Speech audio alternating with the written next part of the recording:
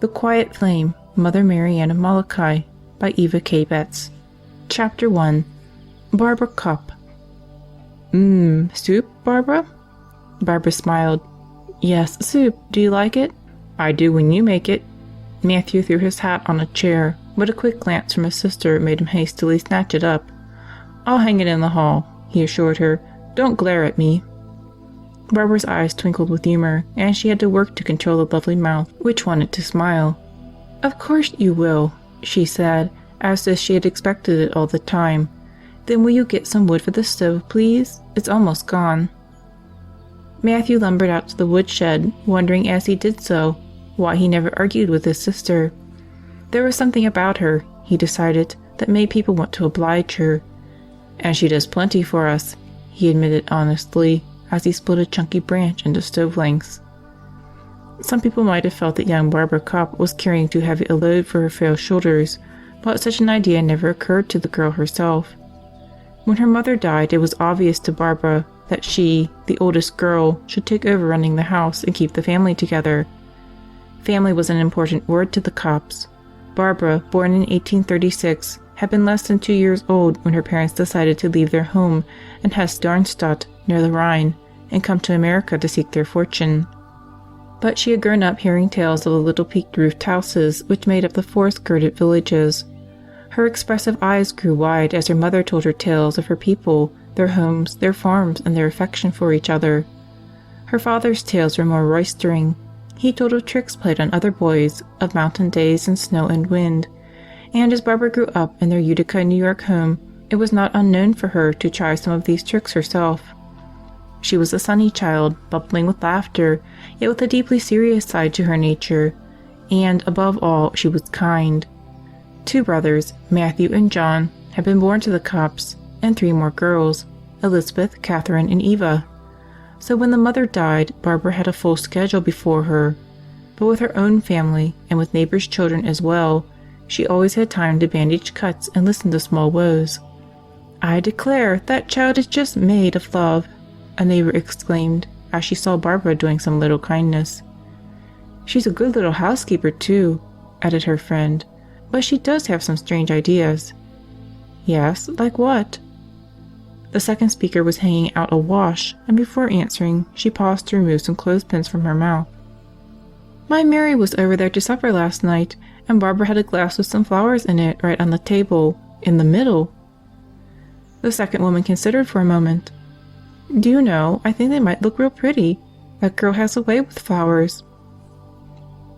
Barbara did indeed have a way with flowers. She grew some, she picked wildflowers to bring home, and she loved them all. And saying that she was made of love, her neighbor had not been so far wrong. First and foremost, Barbara loved God, and it followed that she loved everything He had made, the things made for people's delight as well as people themselves. She wasn't quite sure when the idea first came to her that she wanted to give her life to Him. Perhaps she had seen Mother Bernardine making her rounds. In lieu of a hospital, the Sisters of St. Francis nursed the sick in their homes, and between fumes from the nearby brewery and smoke from the railroad, there was a good deal of sickness on Schuyler Street where the Kopps lived. She was not sure what had planted in her heart the longing to be a nun, but it was there. She hugged the secret to herself, rejoicing that for some reason God had chosen her, and she looked forward with joy to the time when she would be grown up enough to enter the convent. Then her mother died. Poor Peter Kopp was lost. He had loved his wife and depended on her, and the world was bewildering without her.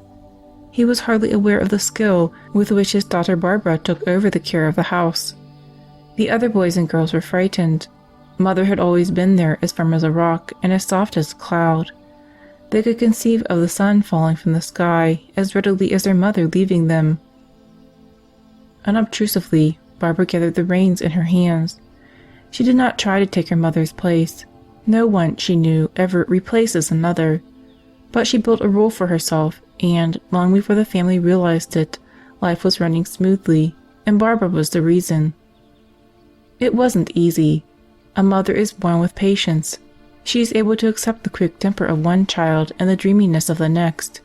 She knows instinctively how to discount the emotional exaggerations of a little girl, and to listen with care to the hard-expressed thoughts of her son.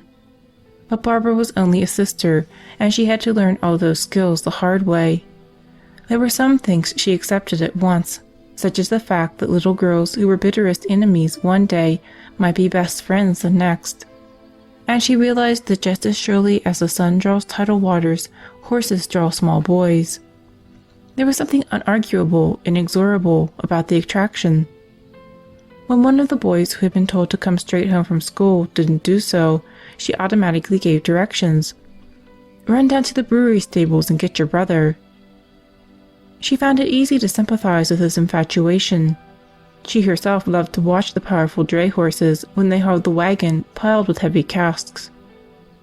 The ripple of their muscles under their well-groomed coats, the clang of their shoes striking sparks from the cobbled streets, were entertainment of the highest order. But though her heart understood the temptation for her brothers, her mind said that the boys must learn to obey.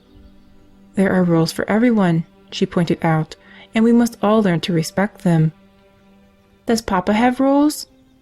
"Of course he does.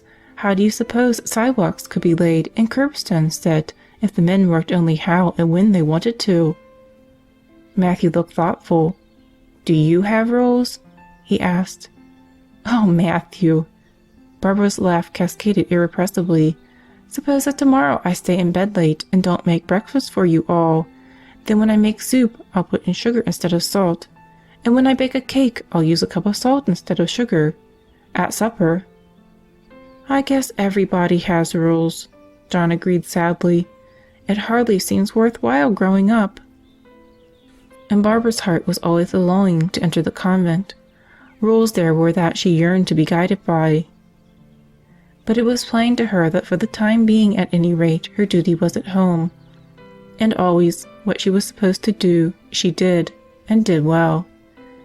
Best of all, there was nothing of the long-faced martyr about her. She loved life and enjoyed every bit of it. There was laughter in the Kopp home and gaiety. She planned picnics for the children and simple outings. There was no money for frivolities, but who needed money? They picked wildflowers to decorate the cemetery in the spring. Barbara took them to watch other people's fireworks on the 4th of July. And, amid shrieks of laughter, she taught them to use barrel staves for snowshoes when winter set in. She was mother and sister and wonderful playfellow all in one. She skillfully managed questions of discipline, which sometimes arose when she shifted roles. The sweetness of her nature and the strength of her character allowed her to direct as well as play. She saw them through school and through their first faltering love affairs.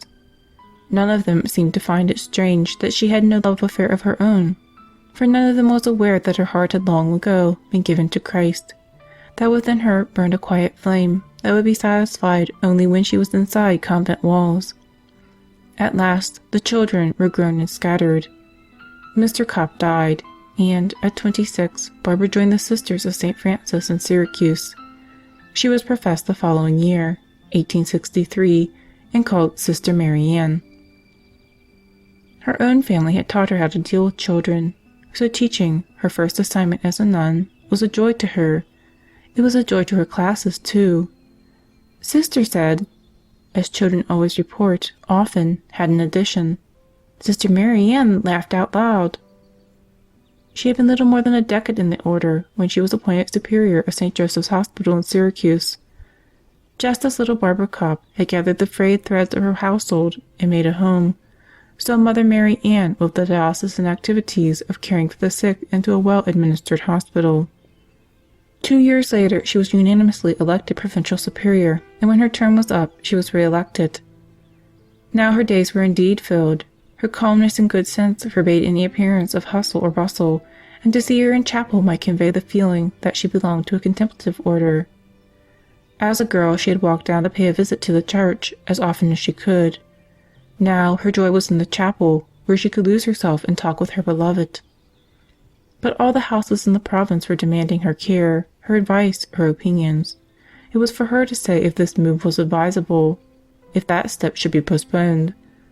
The schools would be closing before long, and many matters were waiting on her decision. She was at her desk studying the problems, waiting solution, when the sister portress knocked at her door. "Mother," she said, "I don't like to disturb you, but there's a priest downstairs. Father Leonor, his name is. And he comes from Molokai. He is most anxious to see you." "Father Leonore? From Molokai? I wonder what he wants. Did he say?" "No, Mother, just that he wanted to talk with you." Mother thoughtfully made a neat little pile out of the papers on which she had been working. "Well, there's one way I can find out what he wants, isn't there, Sister?" Mother's eyes sparkled with her ready laughter. "Instead of just sitting here wondering, I can go down and see him." She walked slowly down the stairs, part of her mind still back at her desk. But when she had entered the parlor and listened for a few minutes to the visiting priest, her mind was wrapped up in a completely new problem. The fate of many people would hang on that conversation. Chapter 2. A Plea is Granted. Father Leonore could still not believe it. He had finished his Thanksgiving after Mass, and now he knelt quietly in the chapel trying to assure himself that the good news was really coming. For wearying weeks he had tried to get nuns to work with the lepers in the Hawaiian Islands. He had written to convents, and less than half had even answered his plea. He had called at mother houses from coast to coast without success. "We have too few sisters for all the work awaiting us here," he had been told, or "We could not let our sisters go to sure death in that dreadful place." In vain he had explained that the conditions were quite different now from those Father Damien had faced on his arrival. In vain he had pointed out that the need for nursing and teaching sisters was heartbreakingly great in the islands. "I am sure it is, Father," each superior had agreed, "but there is need here, too, and here the sisters under my care will be safe." When almost at the end of his hope, he had gone to the vine-covered little convent built of stone. He had no idea it might be the end of his search. When, almost at the end of hope, he had gone to the vine-covered little convent built of stone, he had no idea it might be the end of his search. The name Sisters of the Third Order of St. Francis meant nothing special to him when he directed his steps towards the Mother House in Syracuse, New York. He had visited so many cities, so many mother houses. He could not stay away much longer from his duties in the islands. If Mother Marianne said no, he must give up. Now as he knelt in the chapel, his mind went back to their meeting the previous day. He tried to visualize the nun. He could not remember whether she was tall or short. All he could remember was her eyes. Misted with pity when he spoke of the need and tragedy of the lepers, they had hardened and flashed when he told of indignities and injustices shown the sufferers. Her eyes had sparkled with appreciation when he spoke of schools for the boys and girls. They had spilled over with laughter when he told her of amusing incidents on the islands. How big was she? What did she look like? No detail of her physical appearance stayed with him, but her soul was great, of that he was sure, and her mind was quick to grasp the fact that the sick of the islands were in desperate need of the help and care only sisters could give. "I will present your plea to the council, Father," she had said at the close of their visit. "The decision is not mine alone, you know." Father Leonore dragged his wandering thoughts back to the altar. With all his heart he prayed that the answer would be yes. He was quite sure it would be so if Mother Marianne's voice was heard. The next day all of the sisters and the novices were gathered to hear Father Leonore tell of conditions in the islands and of the work waiting to be done there. "Mother Marianne has given me great hope that here, in Syracuse, my search will be ended." He looked about the chapel, seeming to seek out each separate face and to plead with the mind and heart behind it. The next day Sister Bonaventure went through the convent asking for the names of those who were ready to volunteer for the work in the leper colony. Most of the nuns and nearly all of the novices wanted to go. "We can spare only 6, said Mother Marianne. "That will be 7 in all, because I will lead the band." Mother's background for the work was perfect. She had taught school for some time after her profession, an asset to one planning educational work on the islands. She had been in charge of St. Joseph's Hospital in Syracuse. As Mother Provincial of her community, she had learned to deal with people and with problems. By her varied experience, she seemed to have been ordained to take on the new task. Over and above these assets, there was a quality which marked her as a leader. Under her tender kindness there was iron. Despite her physical frailty, she had drive. Whatever came to her hand to do, she did as perfectly as possible, and she expected those who worked with her to do the same. They would not do otherwise, for almost everyone who came within her orbit was drawn to her with an admiring affection which made them very eager to win her approval. It was late spring when Father Leonor got her promise of help. His task done, he went back to the islands, where he was provincial of the Fathers of the Sacred Hearts. In Syracuse, the summer was spent in preparation for the departure. Those who were going, with the exception of Mother Marianne, did not expect to return. Each had duties where she was, duties which must be apportioned out to others who would absorb the extra load. When, in 1872, Father Damien went to live on Molokai, the leper colony was a dreadful place. There was no resident to care for the poor sufferers, either physically or spiritually, and condition of body and soul were unspeakable. The good Belgian priest worked alone for years. Bit by bit he made changes, but the progress seemed to him to be dishearteningly slow. "There is so little time," was his constant cry, "so much to do in so little time." Help came. Other priests and 2 laymen joined him in his heroic work, but he longed for sisters both for the hospital and to take care of the babies and young girls.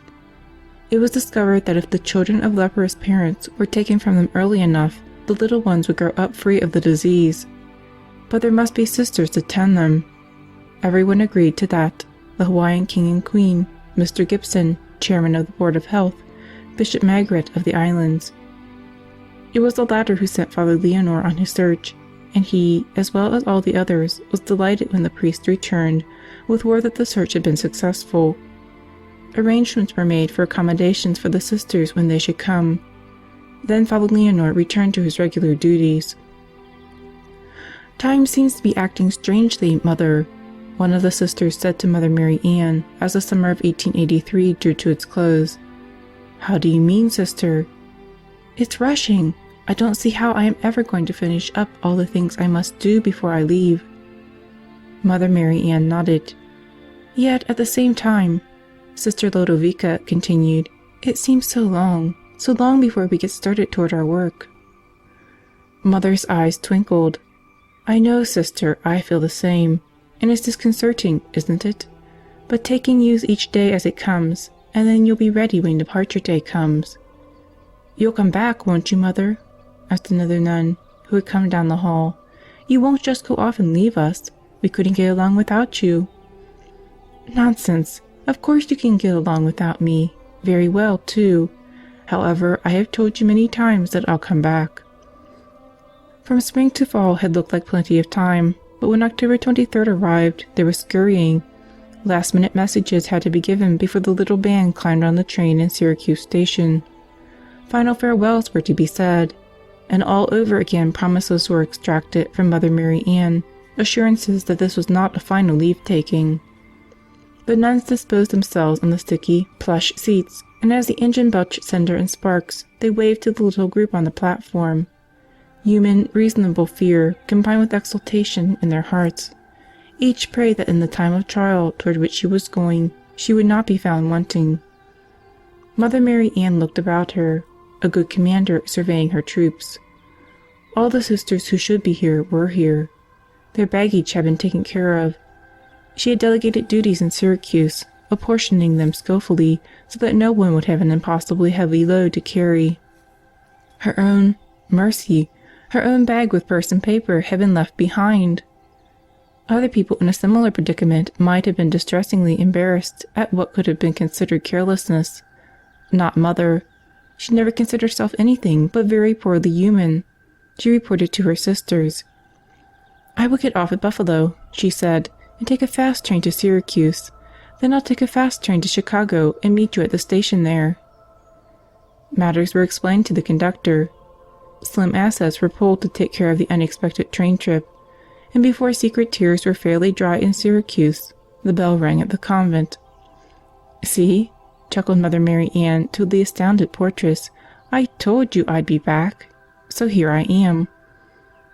Explaining as she went, she hurried to her room, got her bag, and, before the confused sisters really grasped what was going on, was back at the railroad station. A fast train got her to Chicago almost as soon as the rest of the band. It was late night when the tired little party reached San Francisco. They were grateful that 2 convents were ready to receive them and to offer them homes during the wait before sailing on the little ship Mariposa, heading for the unknown. 2,000 miles of Pacific lay before them. And then what? Who knew? The sun had begun its downward trip when the little ship slid out the Golden Gate late on a Thursday afternoon, gulls' wheels screaming overhead, their whitish breasts taking fire from the reflection of sun-painted water. November 2nd. Winter had probably already begun to lay hands on the landscape of Syracuse, but here all was balmy and serene. Balmy, perhaps, but not serene. They were barely out of the harbor when the Pacific began rolling and tossing the Mariposa about until it seemed to the sisters that it must be a helpless toy of the mighty ocean. They all became dreadfully seasick. As suddenly as the malady had descended on them, it left them. By the third day they had all become sailors, all except poor Mother Marianne, who remained quite ill and unable to go out to enjoy the immensity of sky and ocean. It was confusing, especially to the younger sisters. They relied so on Mother's determination and willpower to overcome all obstacles, but seasickness she could not defeat. Day after day passed. The Mariposa seemed to be alone in the world, to have the wide ocean all to herself. Then, as they neared the islands on the Wednesday after they had left San Francisco, a yacht rushed toward them and hove to. Who is it? What's going on? What do they want? The nuns on deck were curious and excited. They are flying the Royal Hawaiian colors, a sailor who stood near them explained. Perhaps one of the royal family is taking a cruise, but I don't know what they want of us. They didn't seem to be in any trouble, judging from the speed they made coming alongside. Even as he was speaking, one of the officers on the yacht had raised a megaphone to his lips and hailed the ship. Greetings and identifications were exchanged. Then came a question. "You have the sisters aboard?" "We do," was the answer. That seemed to finish the yacht's business. It swung smartly about and headed back toward Honolulu, wide white wings of foam forming on either side of its prow. The Mariposa plodded along in the yacht's wake. The sisters reported excitedly to each other that Father Leonore was on the yacht. On November 8th, the Mariposa entered Honolulu harbor. It drew alongside the wharf and let down the gangplank. At once a clangor of bells broke out, great bells and tiny ones, deep-toned and shrill ones. All the bells of Honolulu rang a welcome to the sisters who had come to help. Masses of people milled in the streets and around the 4 royal carriages sent to carry the sisters. "Queen Kapiolani is not well," said a handsome woman who had stepped out of the crowd to greet Mother Marianne. "She could not come in person to welcome you, so she sent me, her first lady-in-waiting, to convey her welcome." The sisters were stunned. Their whole religious life was founded on poverty and simplicity. A greeting such as might be given a reigning monarch was a trifle overwhelming. But Mother Marianne, with the simplicity of true greatness, accepted the greeting and then climbed into the carriage assigned to her, her sisters following in the others. With the bells still pealing wildly overhead and tumultuous crowds cheering along the way, the carriage went up one street and down the other in a winding, triumphal tour. They reached the cathedral. The bishop in his grandest robes was on the steps to bless and welcome them. Priests, brothers, servers were crowded around. It was hard for the sisters to adjust. A few devoted nuns had left their quiet convent in New York State to travel half around the world to help some sufferers. But it was an opportunity to be of service, and it was they who should be grateful, they felt. They were moved and deeply appreciative of the reception and the beautiful Thanksgiving service arranged at the cathedral. But they were eager to get to work. Chapter 3. Trial by Ocean. By January 1884, the convent at Branch Hospital was finished. The nuns put their bags upstairs. The wagon with their trunks would follow, and Mother looked about her. "We'd better get started," she said. On their arrival in Honolulu, they had been told that their first post would be Branch Hospital, a leprosarium a few miles outside the city. They were to wait in town until their house at the hospital was built. The day after their arrival on the island, the King and Queen had come to call. Kind Mr. Gibson, chairman of the Board of Health, acted as interpreter. Formal greetings were exchanged. Then the Queen spoke, and as her words were repeated in English, she stood tall and regal, unembarrassed by the tears streaming down her face. "The Queen's words are these," said Mr. Gibson. "I love you. You have left your home and country, and come to these faraway islands to care for my poor afflicted children. I shall never forget you. You are my sisters, and I will always love you." Mr. Gibson's own voice was a little husky as he delivered the message, and his eyes were suspiciously bright. Mother Marianne, too, was moved, and found it hard for a moment to voice her appreciation of the royal welcome. It had made them even more eager, if that was possible, to begin their work. As soon as it could be arranged, they had gone to see the hospital where they were to be stationed. They had been stunned and horrified by the dirt and depravity they found. "No one should be asked to stay in such surroundings," said Mother angrily, "especially poor, sick people whose last home it would be. We must make changes there, sister." Now the time of waiting was over, and the nuns were there. Mother pinned back her wide outer sleeves and rolled up the inner ones. The sisters followed suit. "I suppose the hospital kitchen will be the best place to start." The cook stood open-mouthed as the nuns descended on the place. He was completely bewildered as they scrubbed and scoured and disinfected his bug-infested domain. It was likely that, in all his time there, he had never seen the wood of the floor before. "It must have taken years and years of neglect to achieve this dirt," said Mother grimly. "Now the dining room, Mother?" asked Sister Antonella. "Yes, if we can fight our way through the flies." Mr. Van Giesen, superintendent of the hospital, watched the frenzy of cleaning with cold amusement. He ran the place to suit himself, not for the comfort of the patients, and he had no welcome for these interfering women. There was drunkenness, gambling, and immorality in the place, but so long as nothing broke out into the open, he did not mind. With the giant Tom Birch and a few other men who fawned on him, he kept order enough to suit himself, and he did not plan on having any disturbance of his way of life. Mother Marianne realized the situation. She was gentle and loving, but she could be as firm as steel when she knew she was right. She, too, did not plan to accept interference in her work. "We'll do what we came to do," she said to the sisters with calm determination. "We will dress sores and nurse the sick, and try to bring cleanliness and order into the place, cleanliness of both body and soul." It didn't take long for most of the patients to respond to the goodness and tenderness of the white fellow ladies. There were a few, of course, who felt with the superintendent that the nuns were intruding and feared they would erase gambling and drink.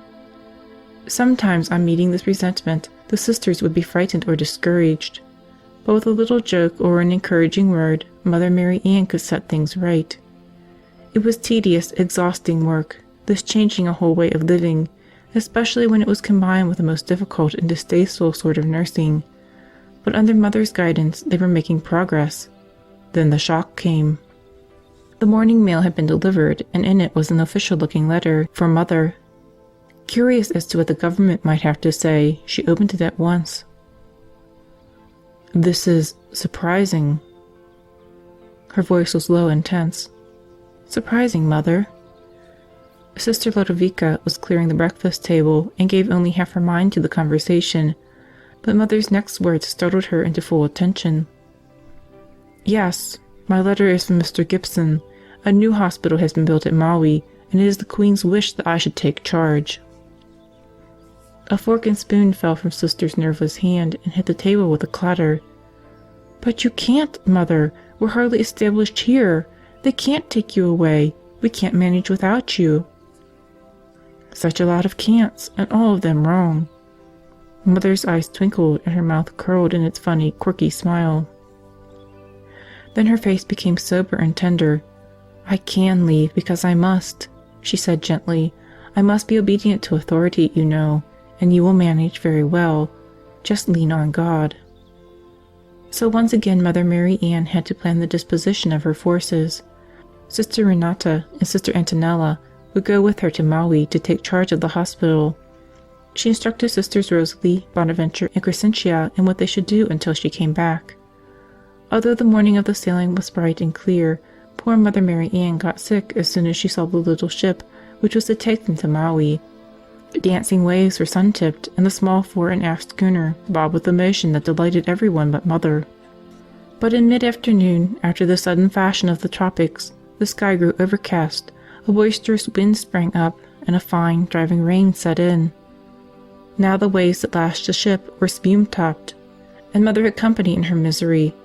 Everyone was grateful when in the late afternoon they reached the comparative shelter of Maliai Bay and dropped anchor. A small boat was put over the side to ferry the passengers ashore. It looked quite easy when the crew scampered down the short rope ladder and stepped into the boat. The sisters also found no difficulty, but something happened when Mother Marianne tried. The two crafts might appear to be quite close together, but as soon as she put out a foot, it seemed that one rolled to starboard and the other pitched to port. The result was a gap too wide for her to span. The two sisters alternately prayed and called directions. Mother grew exasperated with herself. The others had boarded the boat safely. Then so would she. "Now, Mother, now!" the two voices called. With the help of God and the guiding hands of two strong sailors, Mother Marianne launched herself into the void. To her pleased surprise, she found herself safe in the rowboat. By now black dark had settled on the waters, and the tide was running strong. In spite of their most violent efforts, the oarsmen could not bring the craft ashore. In fact, they were fighting a losing battle and were being carried out into the open sea.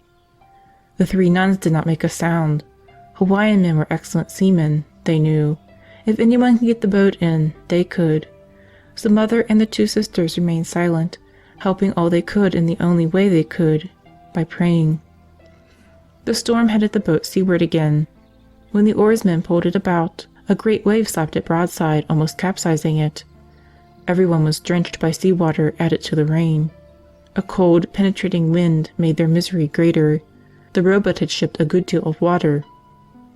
The nuns didn't know whether it was a dangerous amount, but they did know it was making their shoes soggy and clammy. Hunched over, making themselves as small as they could against the icy rain, they prayed and watched the heroic struggle of the men at the oars. At last, it was nearly midnight. One of the boys panted out welcome words. "The landing!" The nuns, of course, were delighted, but they soon learned that danger was not completely behind them, for this landing was no steady wooden pier, but a stone jetty. It was without guardrails, and walking over the water-covered, weed-slippery boulders, with driving rain blinding them while the wind tore at their habits, was a hazardous and exhausting experience. But Hawaiians love courage, and the boys gave all the help they could to the weary women. Father Golston, priest of Maui, was there to meet them and solicitously tuck them into the carriage he had waiting. It was wonderful to be on land again, firm, safe, steady land. "It's a 7-mile drive to the hospital," Father Golston told them. "It will not take us too long." Too long, the nuns learned, was rather an ambiguous phrase, and the land over which they rode was far from firm and safe and steady. They were inclined to wonder during the trip if they were really on the road or if Father was going cross-country. The carriage banged over tree roots and pitched into holes. It grated against boulders and almost bogged down in the mire. And all the time the wind howled and the rain lashed the cold, hungry sisters. The next morning when Mother looked out of the windows, she found it hard to believe in the tempest they had endured just the night before. Trees swayed gently in the warm breeze, and the old mission church nearby basked in a kindly sun. Mother was the only one able to go to Mass that morning. The two sisters were prostrated by the hardships of the trip, but she, the fragile one, heard Mass and then looked over the surroundings of the new 2-story hospital. The building fronted the ocean, a well-behaved ocean that day, with far-off steamers trailing smoke across the horizon.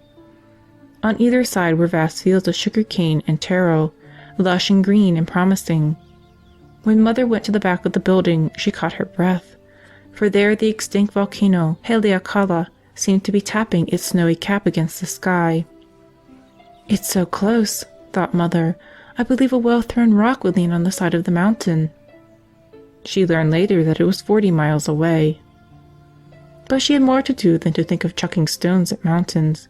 There were many plans to be made and executed before the hospital could be put in operation. Between the hospital building and the church there was a school building. "I'll put Sister Antonella in charge of that," she decided. "She is so fond of children, she will do well with the school, I am sure."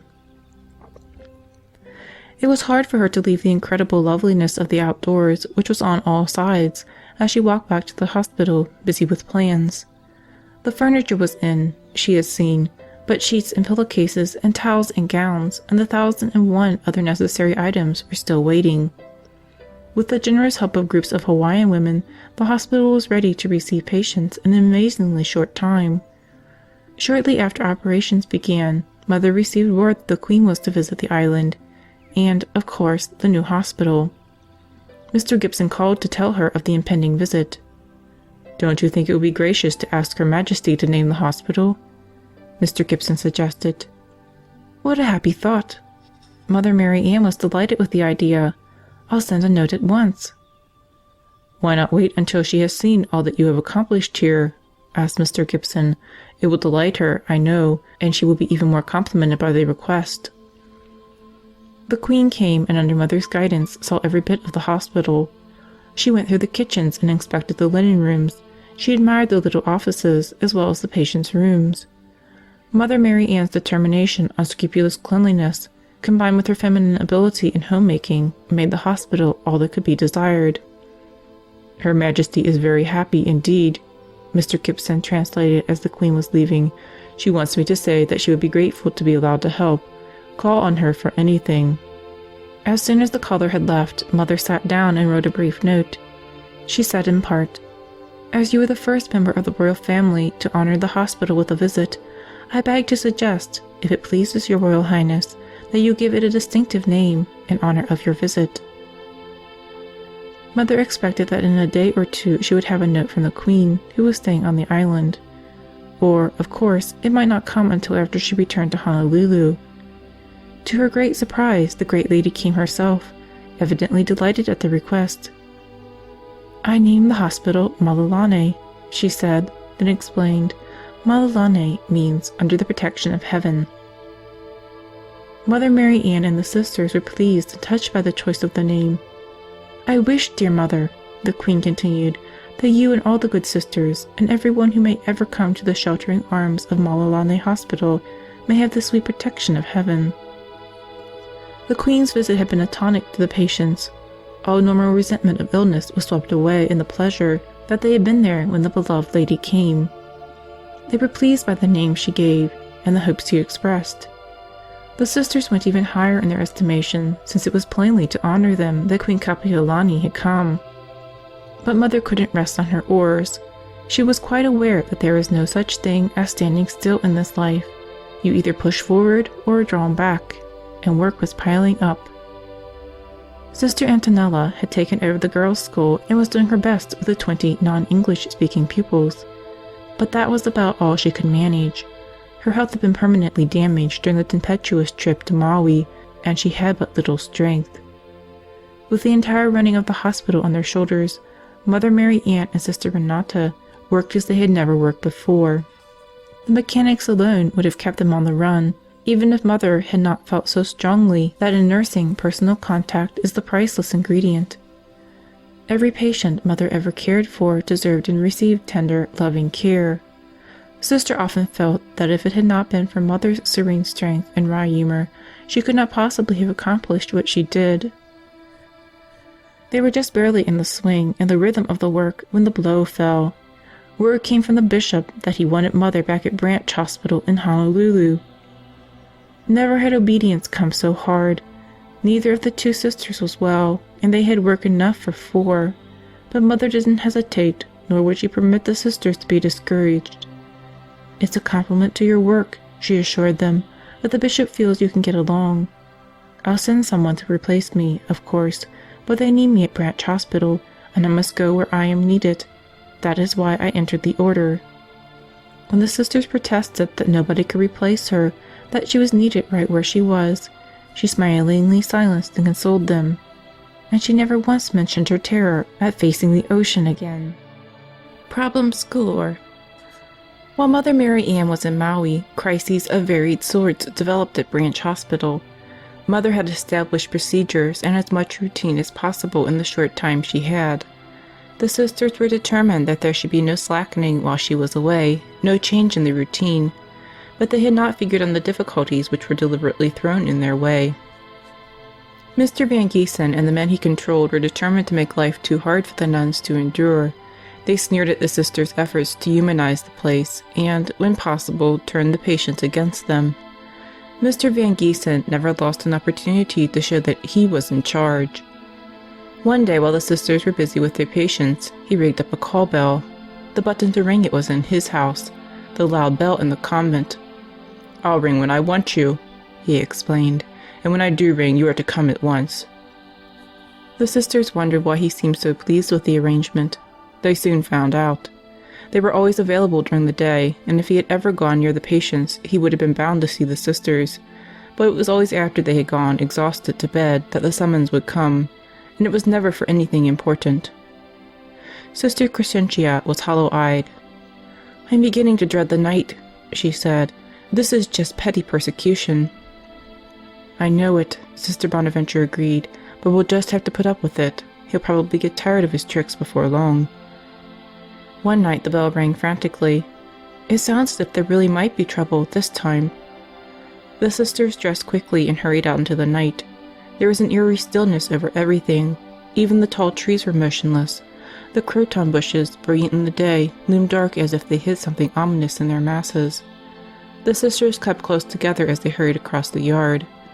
A brilliant tropic moon illumined the open spaces so they could see where they stepped, but the shadows were darker by contrast, inky pools of threat. Sister Crescentia couldn't help thinking of Mr. Van Giesen's oft-repeated statement that the patients hated white people and would kill them given the chance. She didn't believe it when he said it, and she didn't really believe it now, but just the same she'd be glad when they reached his house. There was no conversation between the two as they hurried through the midnight gloom. Mr. Van Giesen was pacing his office when they reached it, fear and anger on his twitching face. "Those men," he burst out as the nuns entered, "those men are smoking opium. It must stop. We must get them out or they'll be dangerous. We must get them and punish them." He seemed almost beside himself in fury and terror. "Where are they?" asked Sister Crescentia gently. "We will go and see them." "It's not safe, I warn you. I have men guarding them and—" He pointed across the yard, and the sisters nearly laughed aloud at what they saw. The door of the small building for men was shut, and a rope, tied around the doorknob, was being tugged heroically by two of Mr. Van Giesen's policemen. The amusing feature was that there was no need at all for the heroics. No one inside was trying to open the door. The nuns hurried over. "Where are the men?" asked Sister Crescentia. "Inside that house," was the answer. "They're no good men, smoke too much opium." Sister fell into the useful pidgin English of the islanders. "Open the door, please," she said. "I like see." "Oh, no can. Bye-bye, they run too much." "They no run," said Sister. "Take away rope." Slowly, cautiously, the police slipped off the rope. They plunged hastily aside as if expecting a mad bull to plunge out. Sister calmly walked inside. "Now what have you been doing?" she chided. "You promised me you'd be good." "We only smoke a little opium," said one placatingly.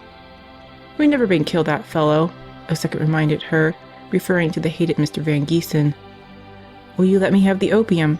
asked Sister. There was silence for a moment.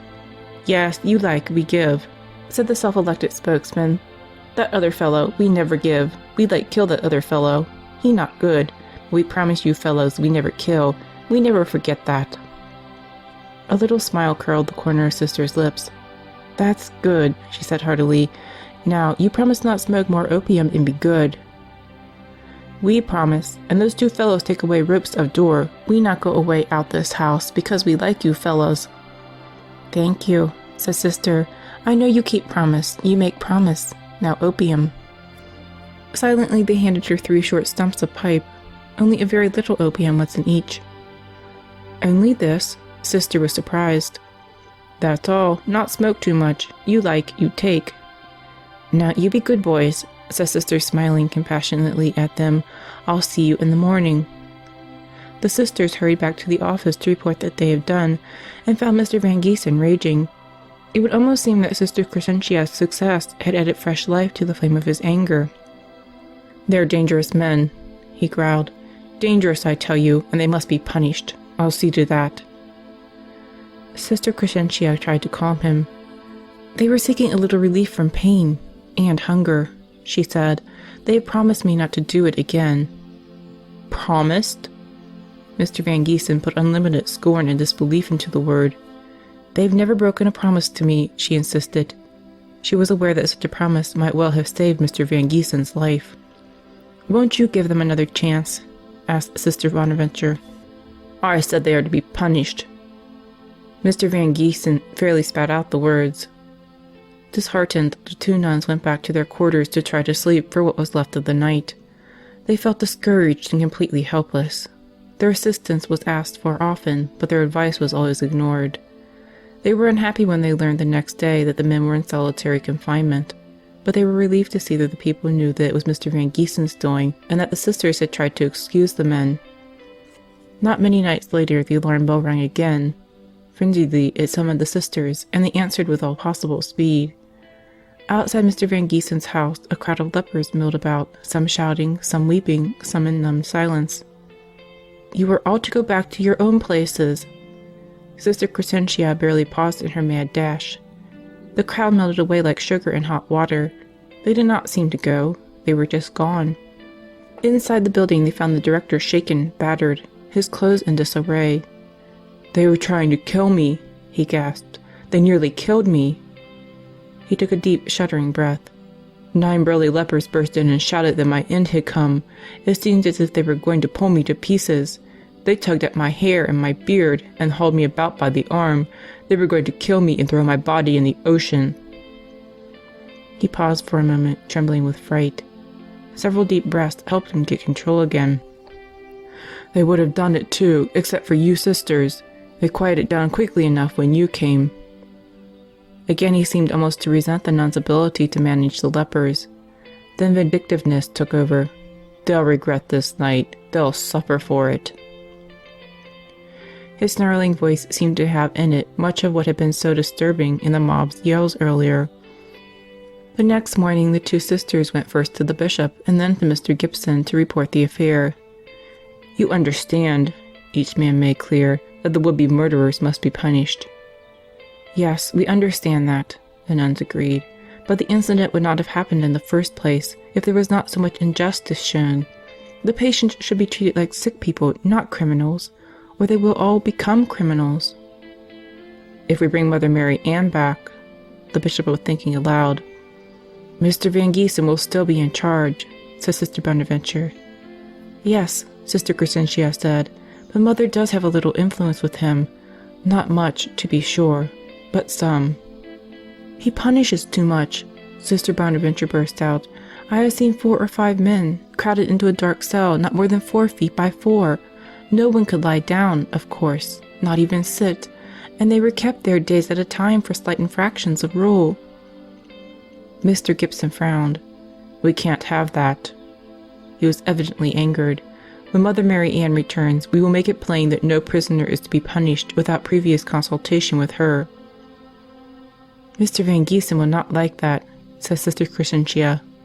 "Then we will find a place somewhere else for him," said Mr. Gibson firmly. So Mother received the letter recalling her from Maui.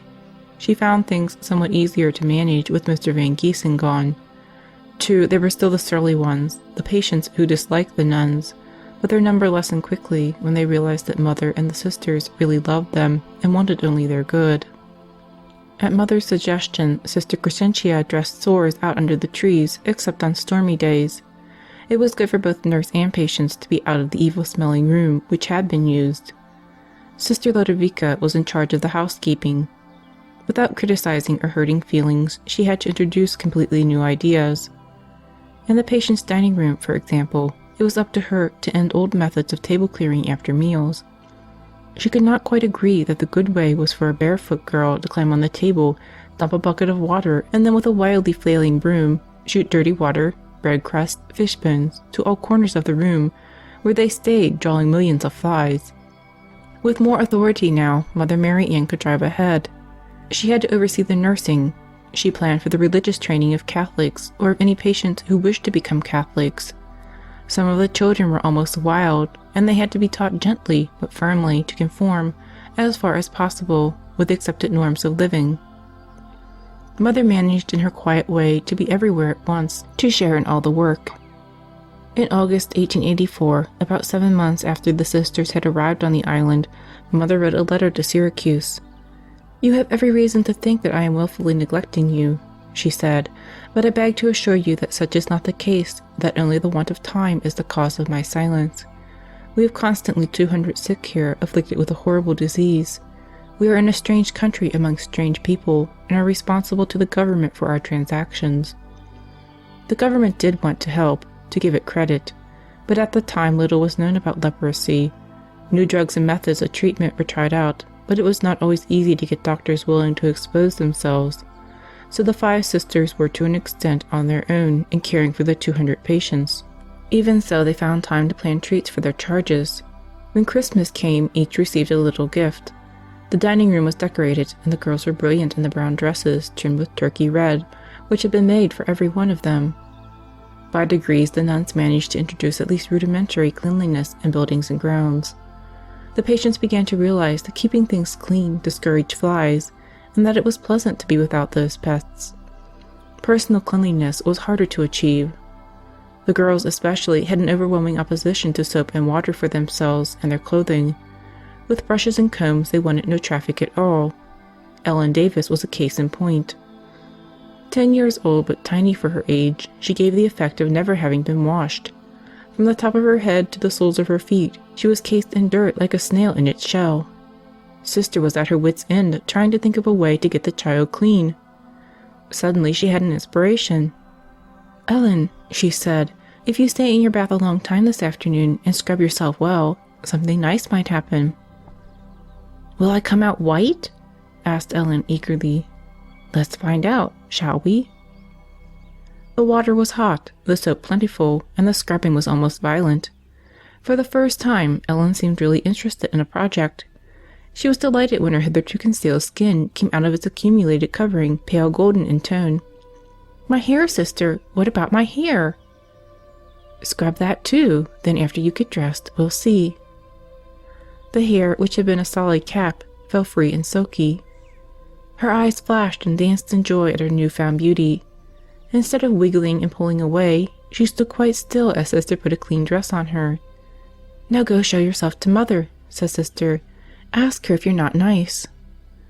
Ellen bounded away and rushed to Mother's office. "See me?" she bubbled. "Am I not nice?" "You're very nice, but who are you?" Mother's eyes twinkled. "You're not Ellen Davis. I know, you're my little Snowdrop."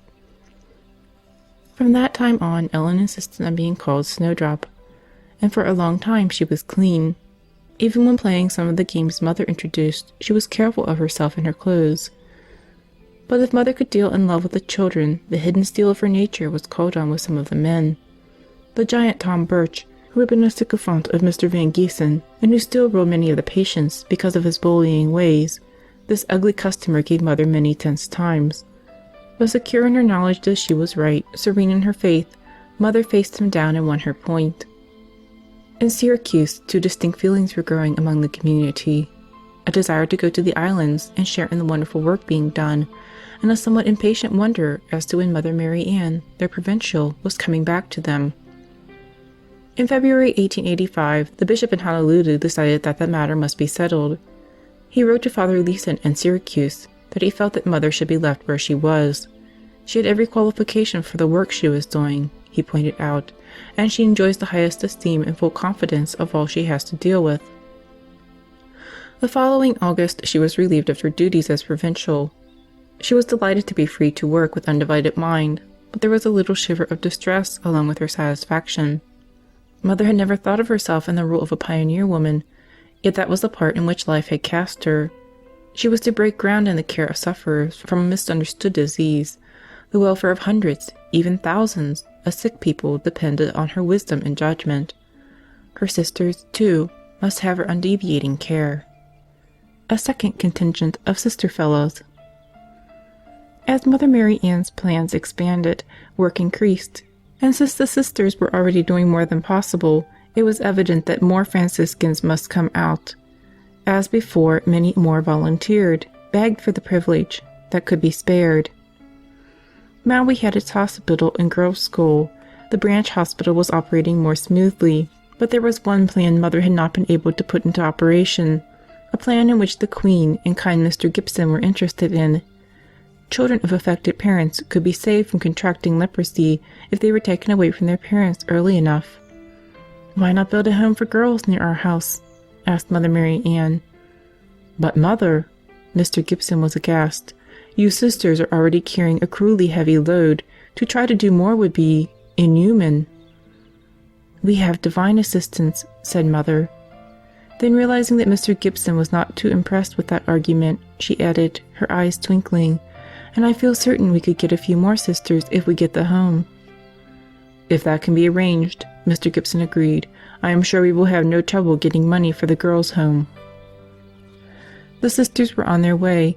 Sisters Leopoldina, Charles, Benedicta, and Martha made the journey so quickly in their minds that they expected the actual travel to be smooth and fast, too. But halfway across the country their adventures started. Council Bluffs had, since covered wagon days, been the jumping-off place, the place where parties split, then reformed for either the Santa Fe Trail, the Ruta Natchez, or directly west. The sisters were to change trains there with a wait of some hours between. This was no hardship. In fact, they were quite pleased. They had been living on food packed at home, and the thought of a hot meal was tempting. They left the train and walked out of the little station, sure that a village would not be far off. Sister Leopoldina and Sister Benedicta were doing the scouting, while the other two kept an eye on the baggage. The sidewalk was, or it had been, made of planks. There seemed to be more gaps than wood now, and walking was a chancy business.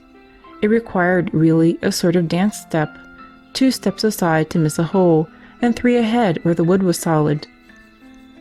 It seemed as if they had been progressing in this somewhat erratic fashion for a long time without meeting another human being, when a man slouched along, eyeing them with amusement. Sister Benedicta spoke to him.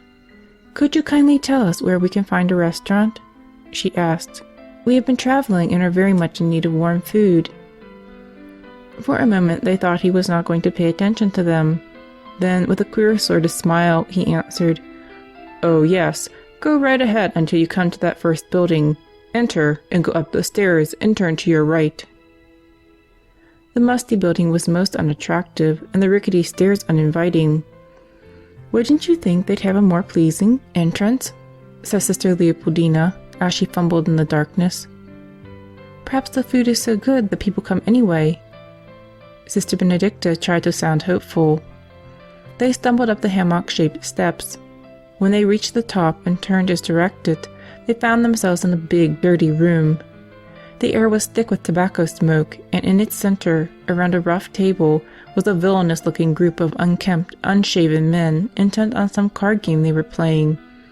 Various sized piles of coins marked each place. Gamblers and sisters caught sight of each other at the same instant. It would be hard to tell which group was more startled. "Wrong place," gulped Sister Benedicta. "Come, sister." They turned and descended the stairs with a good deal more speed than they had dared show climbing up. "It wasn't a very kind trick that man played on us," said Sister Benedicta, as they tangled back over the plank walk. "No, but, sister, those men's faces were funny. They were so startled." She couldn't help laughing, and Sister Benedicta joined her at the recollection. But they were less gay when they had to return to the depot and report no success in the search. After a wearisome hour or so on the hard wooden benches, Sister Charles said she would like to go for a short walk. Sister Leopoldina joined her. They started off in the opposite direction from the one taken earlier. This time they walked on solid planks and past attractive homes. From one of them a young woman came out to greet them, and before they quite grasped what was going on, all 4 nuns were in a pleasant house and seated before a table bearing a hot, savory meal. By train time, the travelers felt that they would be leaving old friends. They had, fortunately, a few days to wait in San Francisco before their ship, the Alameda, was to sail. They discovered that no arrangements had been made for their passage. They had no money, and things generally were confused. But by April 15th, sailing date, all was well and they were aboard. "We'll go through the Golden Gate!" exclaimed Sister Charles. "I've heard so much about it. I'm anxious to see it." A low-lying fog and thick mist deprived her of that pleasure, but she and Sister Leopoldina stayed on deck anyway in the hope that they might see something. Once through the gate, the little vessel began to roll and pitch. "My, I hadn't expected quite so much violence," Sister Leopoldina said to herself. "But, of course, I've never been on the ocean before. I have everything to learn." She settled herself into a deck chair, intent on learning. Sister Charles groaned a little. "I am beginning to feel sick," she said. "Oh, you can't be," Sister Leopoldina assured her. "Don't you remember? When we left the Sisters of Charity house in San Francisco, they said we would not be sick." Sister Charles, growing paler by the minute, seemed to have less faith in the Sisters of Charity and the rule of prophets. The Alameda nosed down into the ravenous waters. Before she came up, an irresistible wave hit her broadside, covering the deck and almost sweeping away the nuns, chairs and all. Sister Charles stood up, intending to go down to her cabin, but the double motion of the deck, fore and aft and side to side, gave her no chance to get her equilibrium. Sister Leopoldina wanted to help, but couldn't. She looked about and for the first time realized that they were the only people on deck. As she gazed, she saw that the horizon, on which she had planned to feast her eyes, kept disappearing. First it was hidden by the floor of the deck above, then the deck on which she was. As she was considering the phenomenon, the first mate hurried up.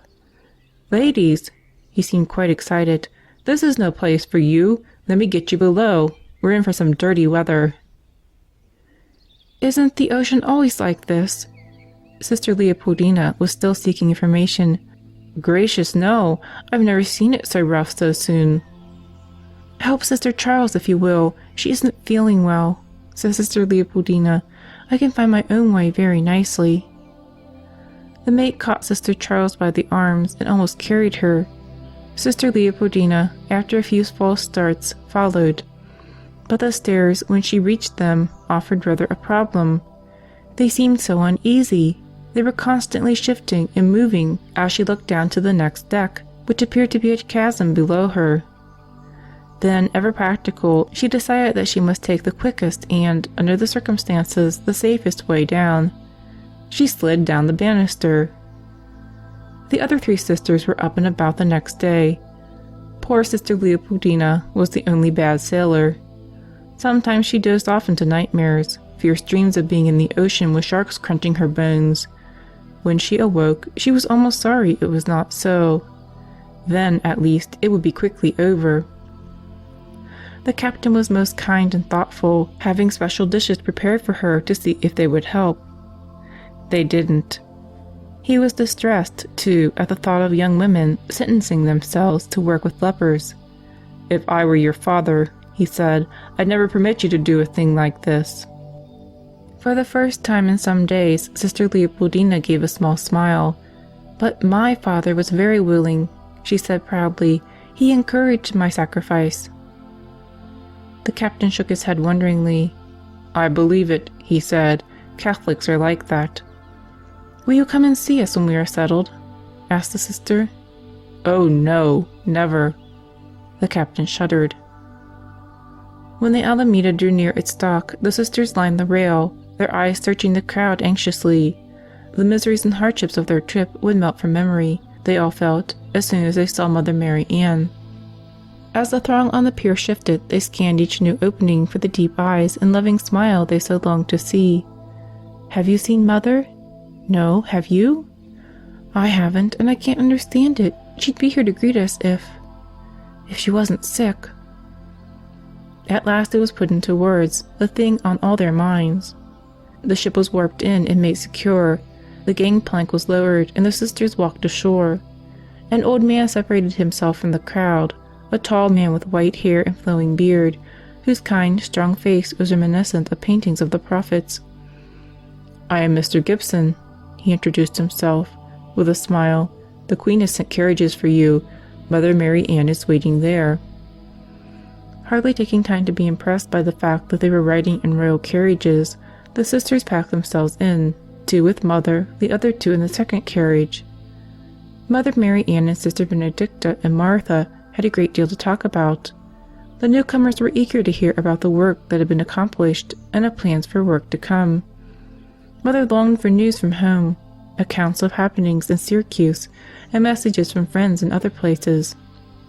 In the second carriage, Sister Charles and Leopoldina looked about, somewhat disappointed.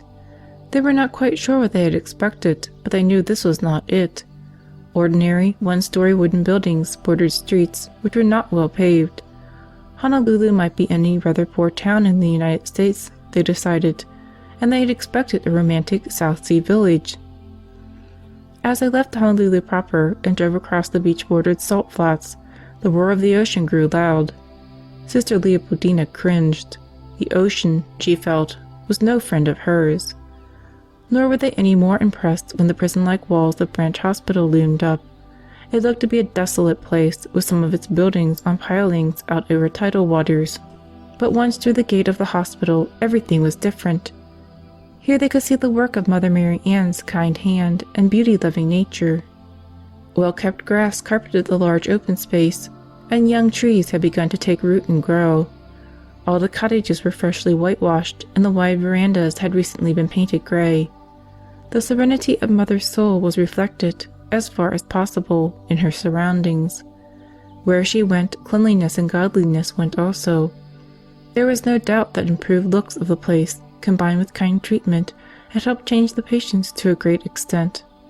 There were still unfortunate habits among them, still occasional small outbreaks of trouble, but compared to what it was on Mother Marianne's arrival, Branch Hospital was utopian. The women and girls were particularly delighted with the change. Now, instead of sleeping on rags on the floor, each had her own iron bedstead with mattress, and all their housewifely instincts were brought into play. Mother Marianne, all too sadly aware of the rigors of an ocean voyage, told the newcomers that they must have a few days' rest before starting their assigned tasks. But the very day after they reached Branch Hospital, they had callers to welcome the new arrivals and to thank them. Once again the Queen greeted the sisters as her sisters. Once again she wept because of the greatness of her gratitude. Sister Leopoldina was put in charge of a school for girls and women. She was a little afraid because Hawaiian sounded like nothing but a collection of sounds to her, pretty sounds because of the vowels, but certainly not understandable words. And, tired as she was, she felt sure she would never be able to speak or understand the tongue. However, there were two girls in her group who spoke English. One was an older girl, the other was a very small one who looked rather like a mud ball. "What's your name, dear?" asked Sister. "Snowdrop." "Snowdrop? It can't be. A snowdrop is white and pure and clean, and you—" "Well, it is my name," the little one persisted. "Mother Marianne said so." As soon as she could, Sister Leopoldina checked with Mother. "Yes, I called her Snowdrop," Mother Marianne sighed. "We had her clean and well behaved for a while, but it didn't last." "Perhaps if I make her a new dress for Sunday." "Make the dress and put it on her as soon as you can get her to wash," said Mother with her quaint little smile. With care and love, Sister made over a pretty green dress, which had come in a donation of clothing. Snowdrop watched with fascination. "Now as soon as you bathe, scrub yourself well, and wash your hair nicely, you may have this," Sister promised. "I'll let you have it now, and, if you keep it clean for a week, I'll give you a pretty picture to hang by your bed."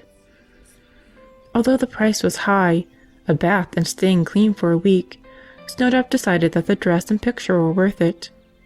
She looked charming as she walked sedately toward Mother Marianne's office. "Come in," said the soft voice in answer to her knock. "Oh, it's Snowdrop. I'm so glad you're back and Dirty Ellen is gone." A wise smile transformed Snowdrop's face, then a look of anxiety swept it away. "But I must keep my new dress clean for a week," she said in the tone of one given an impossible task. "I'm sure you can, dear," Mother consoled her.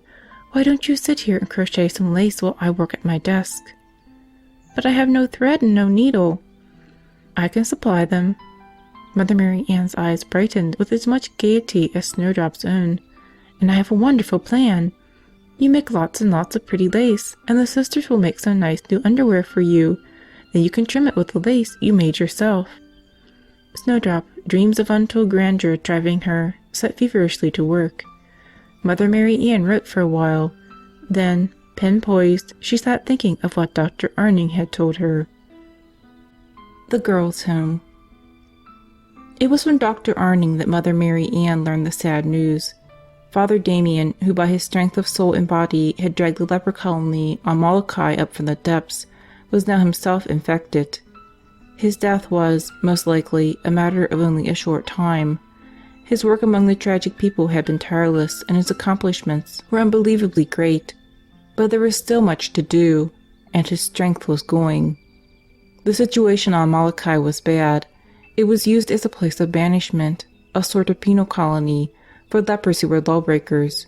Mixed in with the brave and fine sufferers, there were opium addicts, gamblers, drunkards, even murderers.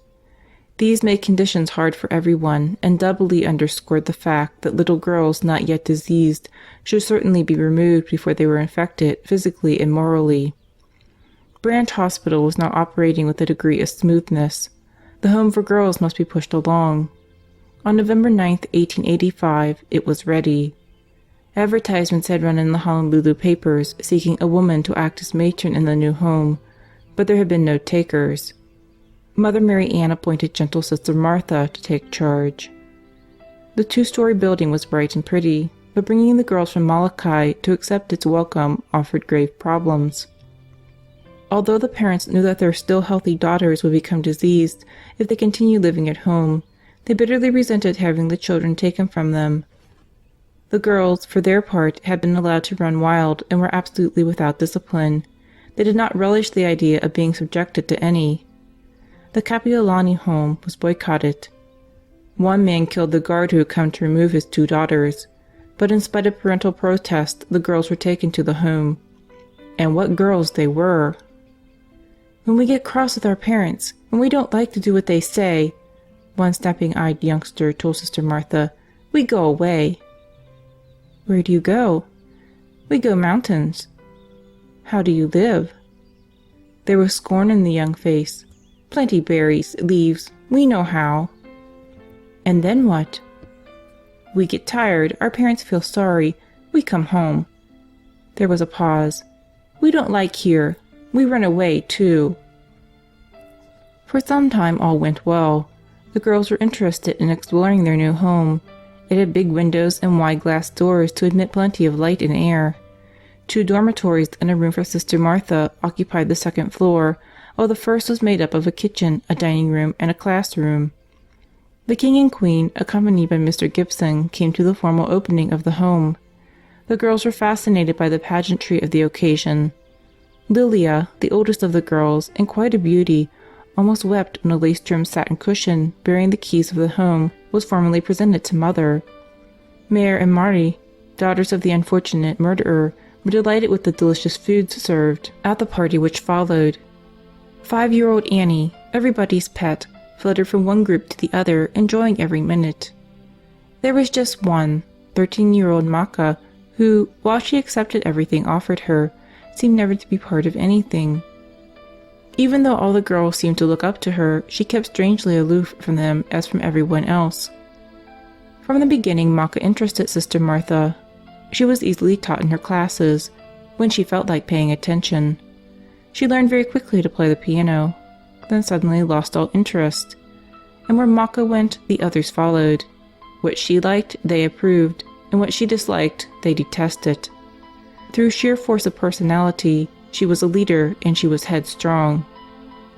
The best part of a year had gone by when one morning a troubled, frightened Sister Martha hurried to Mother Marianne. "Mother," she said, "7 of the girls are missing." "Missing?" Seeing Sister so deeply upset, Mother was doubly calm in an effort to help her. "Well, we'll find them. They can't have gone far." They looked first in all the obvious places and then in less likely ones. It was plain that the girls could not have scaled the high, tight board fence that enclosed the hospital grounds, and the padlock on the gate had not been tampered with.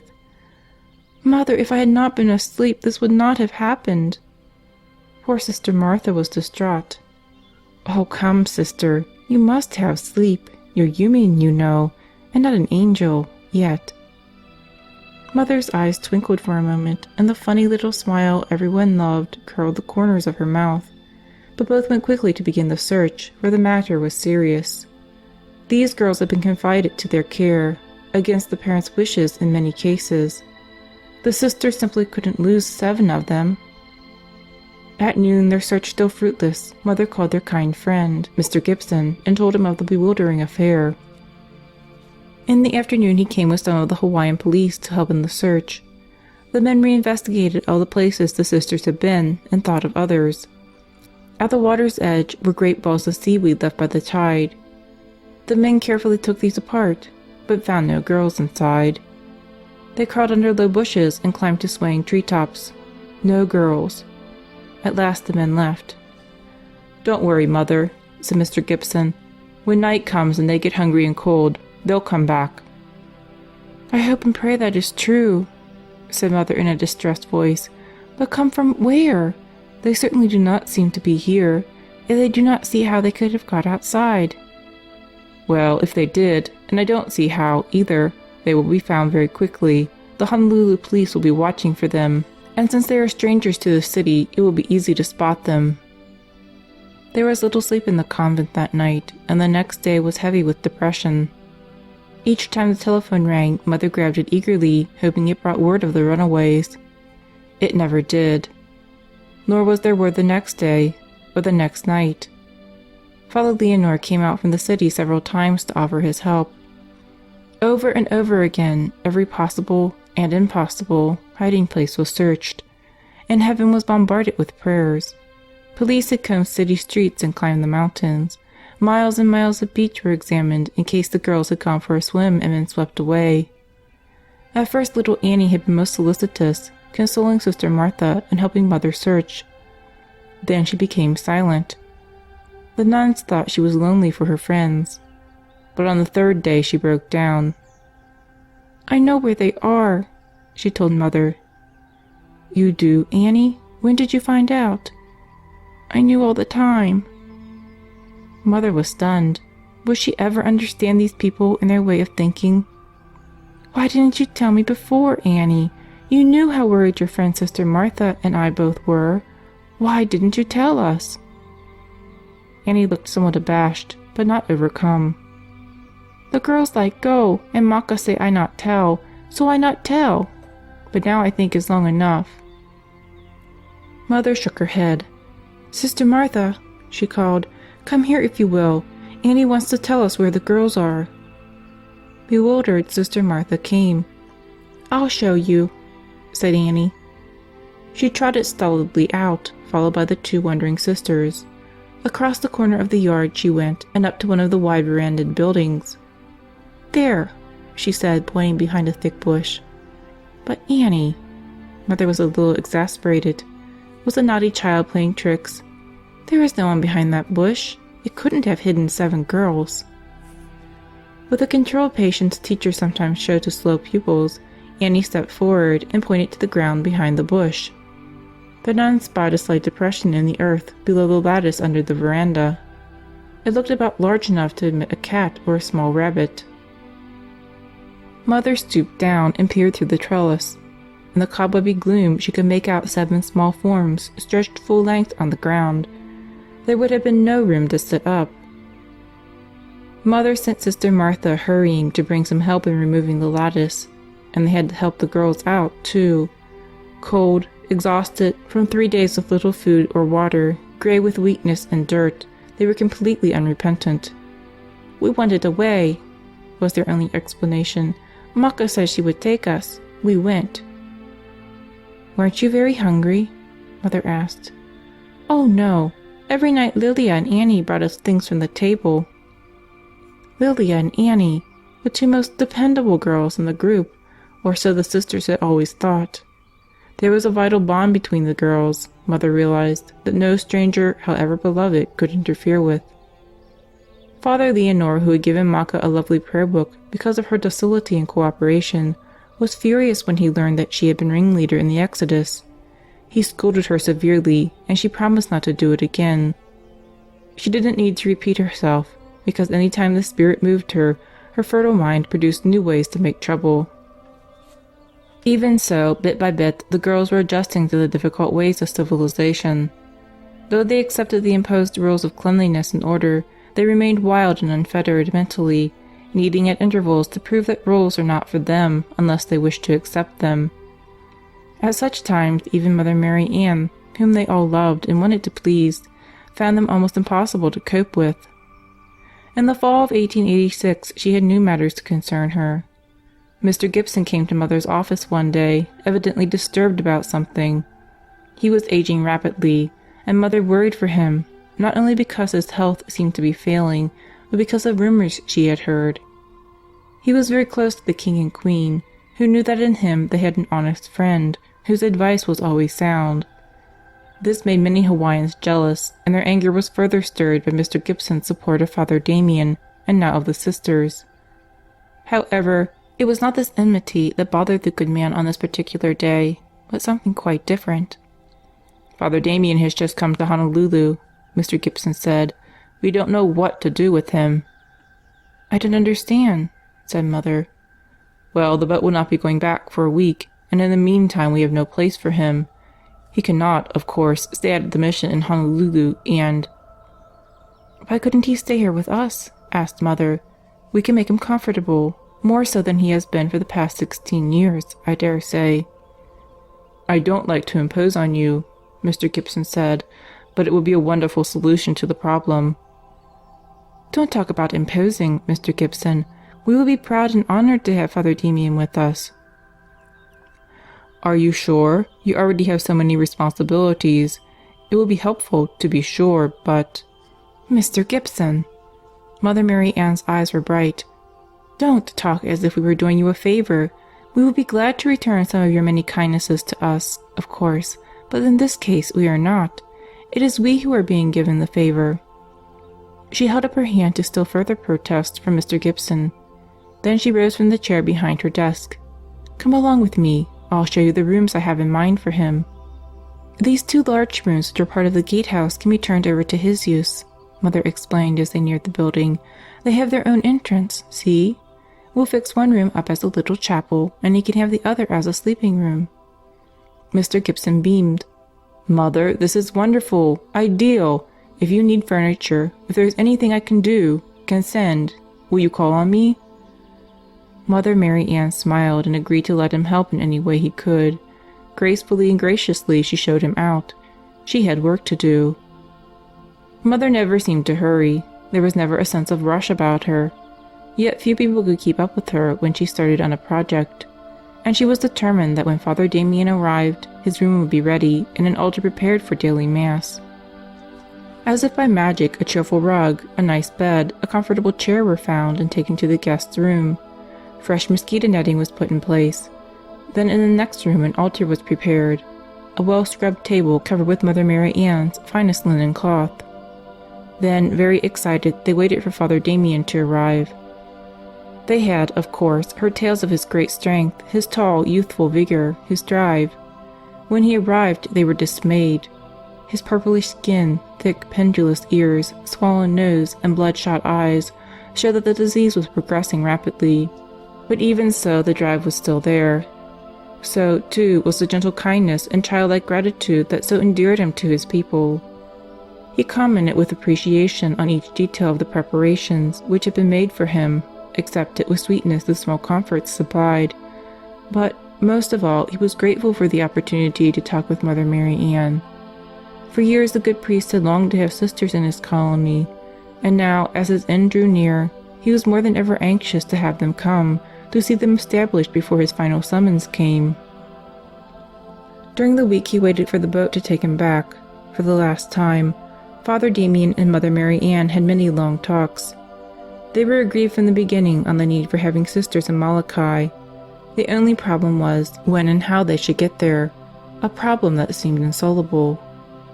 But Mother Marianne felt that her call was to work on the island. She was willing to trust God to get her there. A signal at night. During his stay at Branch Hospital, Father Damien had accomplished a great deal. The fact that Molokai was so often used as a place of punishment made law-abiding patients reluctant to go there. Yet because of overcrowded conditions at Branch Hospital, it was plain that before long a good many of the sick people must be moved to the other island, in spite of their protests. To these, Father Damien had pointed out how much better off they would be on Molokai. "Here," he said, "you are confined. Other people will not come near you because you are different, diseased. On Molokai all your neighbors are just like you, and no one scorns you." "And may we move about?" asked one young man. "Of course. You may ride horseback, climb the hills to get fruit and berries, and fish all you want to. You can spend long hours in the surf gathering seaweed and shellfish. You are, to a very large extent, free to live your own lives, quite different from the way it must be here where you are so confined." This new angle interested a good many of the patients. Hawaiians need to be free, and the knowledge that on Molokai they would have a good measure of freedom made the move there less objectionable. Not all of them felt that way, of course. Particularly unwilling to leave Honolulu were the group of men who, in spite of reprimands and punishments, still persisted in gambling. They wanted no break in their ranks, wanted to continue in the pastime, even though it was particularly bad for them because of their nervous and mental constitutions. Others, who had known comfort and care for the first time after the sisters arrived, did not want to leave this solace. They were unaware of the fact that Mother Marianne was planning to go to Molokai too. In a letter to Syracuse dated February 16, 1887, she had said in part, "You are aware that our work up to the present time extended from Honolulu to Wailuku, Maui. In Honolulu we have 100 leper patients under our care, and in the same yard we have the Kapiolani home with 13 girls. In Wailuku we have a general hospital and a girls' school, but you will remember that from the first it was expected that some of us would sooner or later go to Molokai." After her talks with Father Damien, Mother Marianne had decided that now was the time. She was just waiting until, under Mr. Gibson's direction, a proper home was built with funds supplied by a generous Hawaiian named Mr. Bishop. During this wait, things were far from calm at Branch Hospital. Sister Crescentia had once faced and conquered the will of troublemaker Tom Birch. The king and queen, on a visit to the hospital, had made it plain to the men that they must be obedient, must cooperate with the sisters. They seemed quite docile. The nuns saw neither opium smoking nor gambling among them. So when Mother Marianne, ever careful of the sisters under her charge, told Sister Crescentia that she must have a little vacation, there was no worry or upset.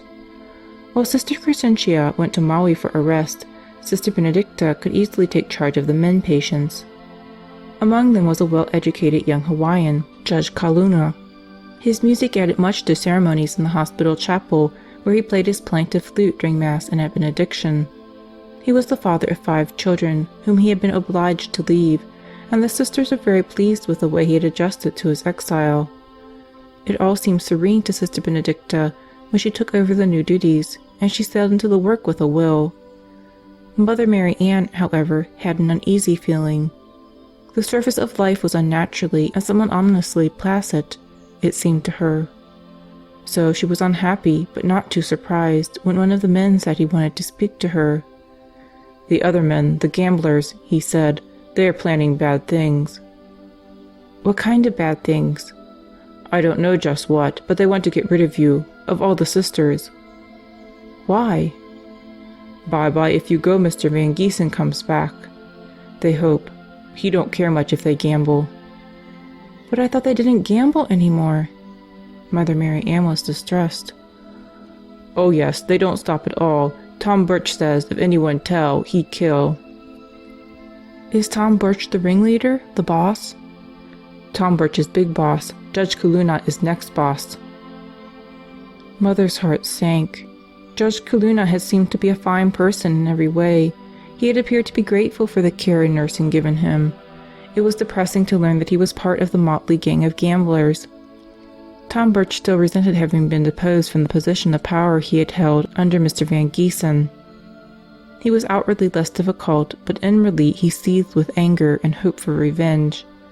The judge, a higher type and with finer tastes normally, was resentful at being separated from his family, even though he knew it was necessary. Together they could indeed cause trouble.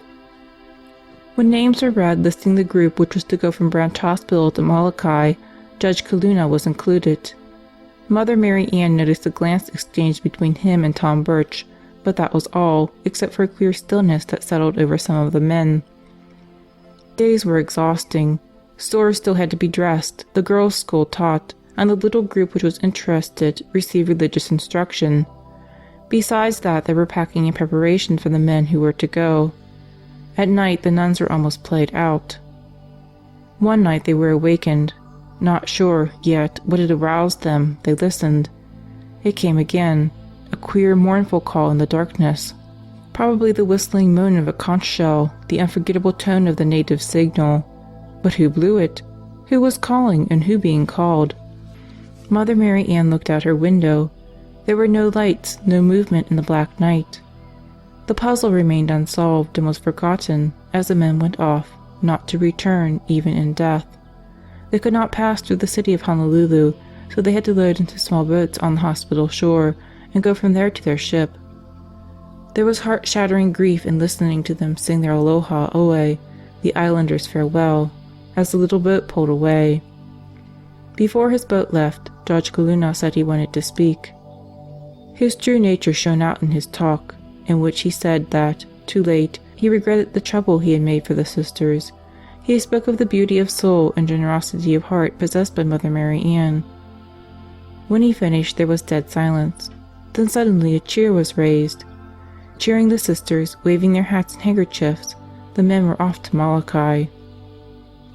Tom Birch was the only one of the troublemakers left, and with the loss of his henchmen combined with the progress of his sickness, even he had quieted down. But there was Mr. Stillwell. He was an American, of enough means to permit him to have his own little place on the grounds and to keep a servant.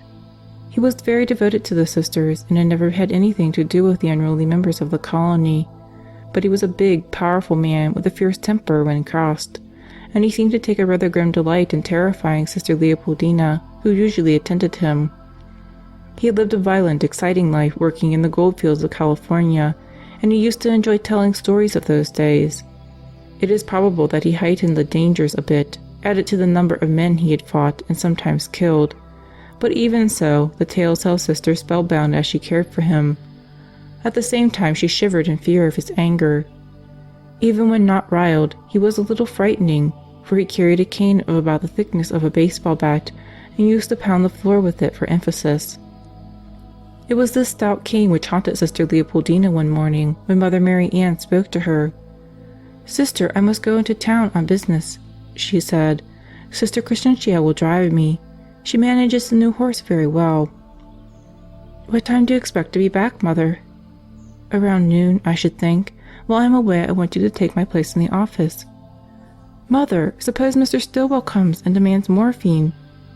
"Just say I'm not here. He will wait." "But will he, Mother?" "Of course he will. What else can he do?"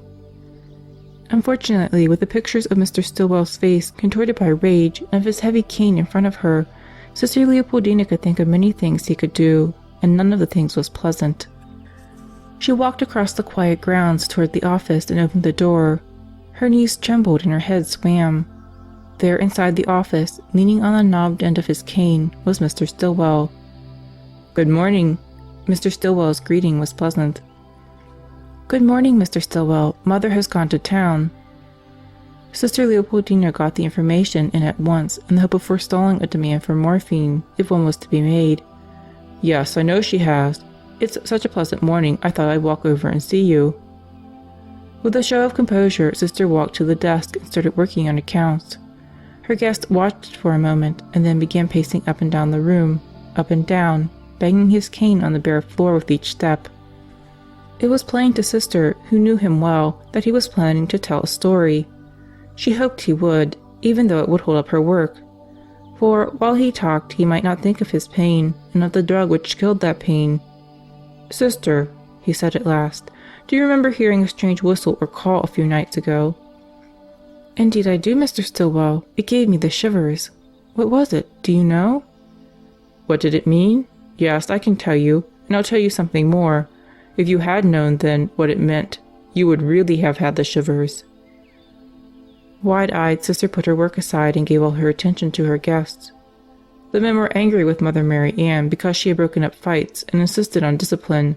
In fact, they resented all of you and did not want to go to Molokai, so they plotted to kill you. Sister gasped. The gang met each night in Tom Birch's room and laid their plan. On the chosen night, Mother was to be called from the house for an emergency. She would be killed. Then they would rush the convent and kill the rest of you. All of us? No, Sister Benedicta was to be kidnapped. Judge Kaluna was to escape along with the others. Once out, he would leave them and, taking his prisoner, Sister Benedicta, over the mountains with him, he would go to his little farm, where she could nurse him. Sister shuddered, almost dizzy with horror. That eerie whistle? That whistle was the signal.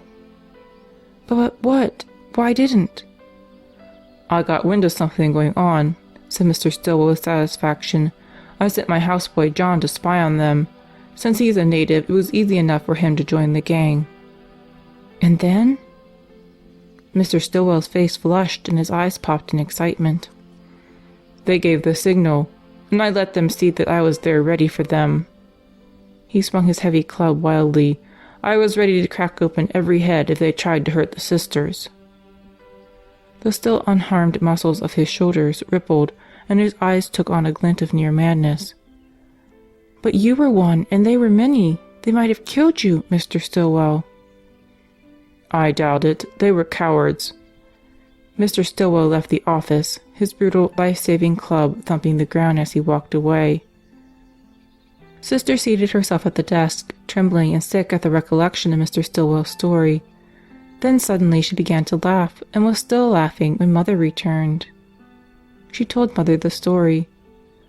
But that wasn't funny, Sister. Mother was bewildered. What made you laugh so?